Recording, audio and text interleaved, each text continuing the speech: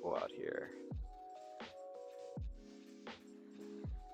So at the beginning of the year in January, I was watching this New York Times interview, and they were interviewing Jonathan Roumie, who plays Jesus, on the show The Chosen.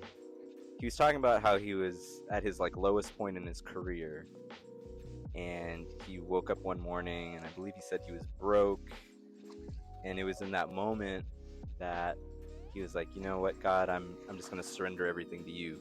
Because prior to that moment, he felt like he was really trying to control his destiny and really trying to just make things fit, if you will, and not really allowing God to be a part of his plans, I guess.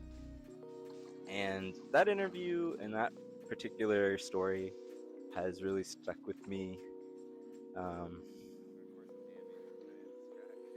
Even now, even I guess 6 months later. And I was feeling like this sense of guilt this past week. I feel like I was thinking of ideas on what to shoot for this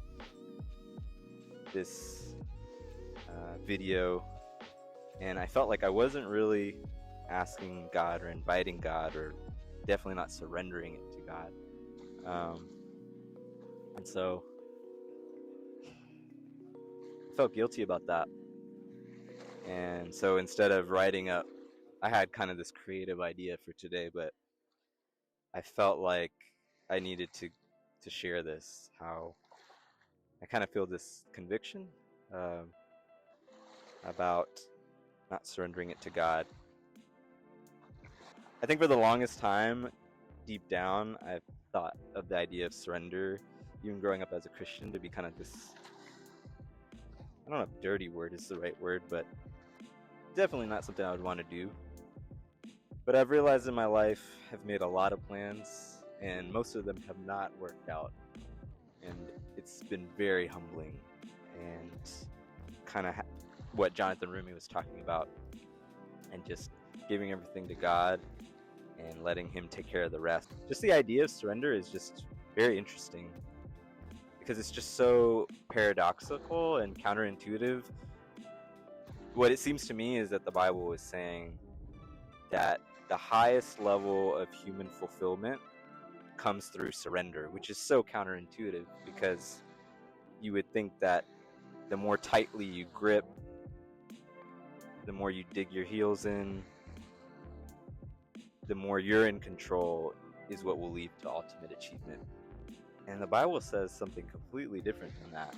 And that's just really interesting to me, how it makes that claim. Yeah, I just wanted to hop on here and kind of share that. That's an idea that's been on my mind for the last 6 months or so. And it's almost as if God was saying, hey, remember that idea about surrender? Well, I want you to apply it also to these videos. So I felt like I needed to dedicate this episode to that. See you in the next one.